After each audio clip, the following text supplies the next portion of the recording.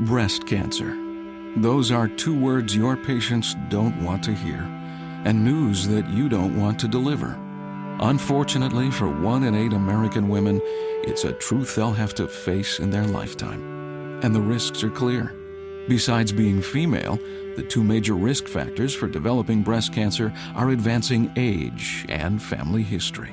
In fact, about 80% of women diagnosed with invasive breast cancer are age 50 and older.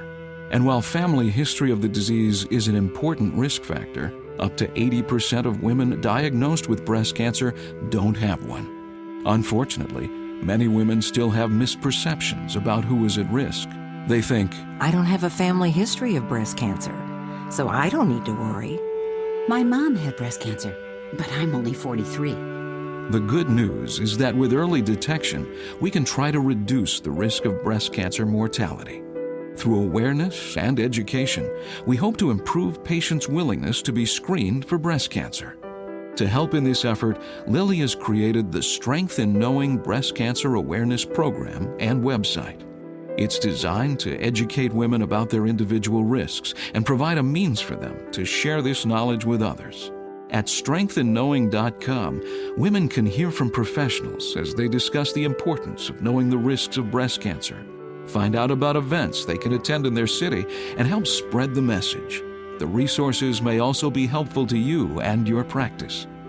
There is strength in knowing about the risks of breast cancer. So spread the word today. Visit strengthinknowing.com and tell your patients to visit too.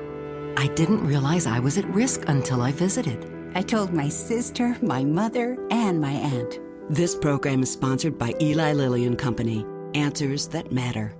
You're listening to ReachMD XM 160, the channel for medical professionals. Welcome to Advances in Women's Health, sponsored in part by Eli Lilly. Your host is Dr. Lisa Mazzullo, Assistant Professor of Obstetrics and Gynecology at Northwestern University Medical School, the Feinberg School of Medicine. Prenatal testing has become more and more interesting and more accurate as the years have gone on, starting with AFP-serum markers to triple screens to now first trimester non-invasive testing. Today, to help us understand this a bit better and go over the pros and cons of these tests, we have Dr. Lee Shulman, the Director of Reproductive Genetics at Northwestern University Medical School and Prentice Women's Hospital. Dr. Shulman, thank you for joining us. Great to be here. So this is a mess. You know, patients come in, they don't know what they want, but they think they do by reading the internet. And it's up to us as physicians to tell them what is the best test for them. And we kind of agreed that every patient, no matter what their age, needs genetic screening. So tell us a little bit about what's available right now for non-invasive testing for patients in prenatal genetics. Well, I think that the foundation of all of this is that the recommendations from all the professional organizations is that a multi-marker assessment be offered. Now, they don't say which markers, they don't say in which trimester of pregnancy, just that a multi-marker assessment be offered.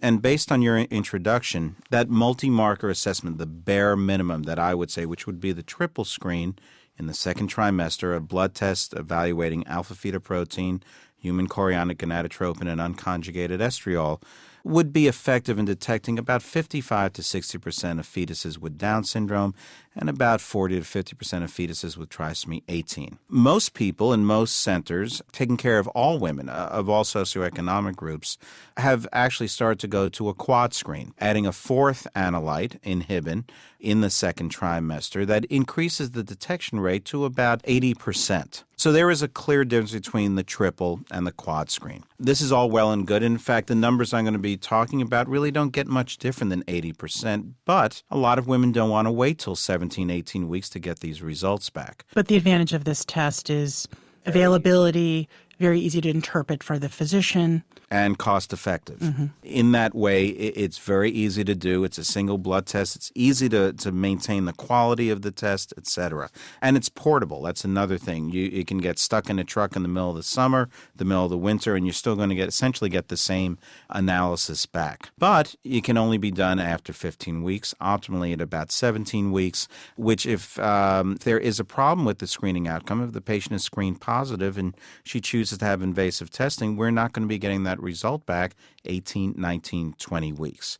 Emotional issues, physical issues, lots of issues that you'd want to know that information earlier. And that really was the push to developing a first trimester assessment, which started out initially not as an analyte assessment, but as an ultrasound evaluation, in particular evaluating the thickness of the skin behind the fetal neck, which has now become known fetal nuchal translucency. Interestingly enough, obviously, the earlier the answer, the better, since most people want to know the baby's genetically healthy before it's conceived. And under those circumstances, what would you say the increase in accuracy is what we're seeing now with new first trimester screening? Well, the nuchal alone, without anything else, is about like the old triple screen, is about a 60% detection rate. We have since found that there are first trimester analytes, serum markers. In this case, again, HCG, but another analyte known as PAP-A, where if you add those together, we're back up to about 80%. And again, that 80% with the quad screen and with the first trimester screen is going to be very little different from what you're going to be now hearing, which is, can we do better? And the answer is yes. But it's a qualified yes, because the doing better does a few things. Number one, increases the complexity, because doing better now involves taking first trimester and combining it with second trimester, which requires patients to return, which just becomes far more complex. It becomes more expensive. But we do get those numbers up to 85, 86, 88%. Some studies even 90%. But I would argue that there is not a whole lot of difference between an assay that has a detection rate of about 80 to 82% and an assay that has a detection rate of about 85 to 87%. And you're thinking that the success rate of those two tests combining the first trimester markers plus ultrasound plus second trimester serum markers is 85, 88, in some studies 90%, especially when you combine them so that the results are made known only during the second trimester, which clearly increases the detection rate, but is not really very good in case there's a problem early on. So it gets us back into that same issue of not finding out results until 16, 17, 18 weeks. You know, interesting, too, I think that there are some more challenges in this testing in the sense that so much of the accuracy of the testing depends upon the person who does it. Where blood tests, there is really no question of that. But with ultrasound, I think operator experience makes a huge difference. Operator experience is everything. It's why there is such a strict quality control program for every laboratory who accepts serum samples and nuchal measurements, because you don't want everybody just putting a transducer on somebody's belly or intravaginally making a measurement without not being able to be documented that that measurement is accurate. So we do pictures. We send pictures in to be adjudicated by the learned few in the field who make comments about the quality of the pictures, the angles that they're taken. And as you go forward, every 1 to 2 years, you send in more pictures. How are you doing? Are you still measuring it, the correct way? Understand that every time you move that transducer a couple of degrees, it can change your measurement. And changing the measurement can mean the difference between a screen positive and a screen negative result, can mean the difference between being offered an amniocentesis or a CVS and not being offered it. So it clearly does introduce a lot of subjectivity that the old laboratory tests really didn't have. Is there a certification that's required for the person who's doing this kind of ultrasound? I'm not going to say that there's a certification required, but the laboratories that you're going to send the specimens to will not accept it unless you're part of one of several. The Society of Maternal Fetal Medicine does a program. There's a program out of the United Kingdom that does it. A lot of easy ways, and a lot of the laboratories actually do their own programs as well. So there are lots of ways of getting that certification or that programmatic approval that you're doing it the right way. It's not that it's only available to a few. It's available to anybody who really, does ultrasound. But in order to continue to send those specimens in, you do need to maintain that level of accuracy in your assessment. There's a lot of research going on now about how can we improve even more upon this first trimester screening, and does something like the nasal bone measurement increase significantly the ultrasound help that can be offered to first trimester screening? I'll tell you, just using nasal bone in particular, there was a lot of great promise. Joanne Johnson, who used to be a co-fellow of mine when I was at the University of Tennessee. She preceded me there, was the first person to identify the lack of a nasal bone in fetuses with Down syndrome. And there was great excitement that this would be a simple ultrasound marker. Well, guess what? We find out that I think it's clear that different ethnic and racial groups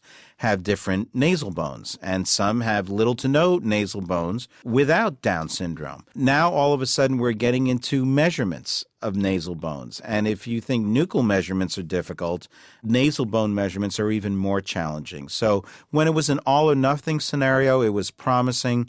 It clearly was not validated to be as effective as nuchal measurements. And once we start into measurements, it becomes more complex.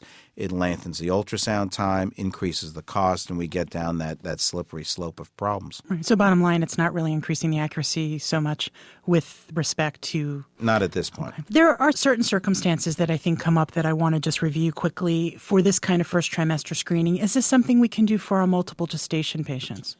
No and yes. No, that's clear. That's clear. No, serum analytes don't really provide us with good information in multiple fetuses. The reason is we never really know which fetus is giving what component of the actual analyte. We take the blood from mom, but we assume that each fetus contributes equally, but we know that's not true. The great thing about nuchal translucency is that even though we'd like to use serum analytes with it, but at least we know that this nuchal belongs to that fetus, so we can get at least that assessment. Most labs they'll use serum markers for twins.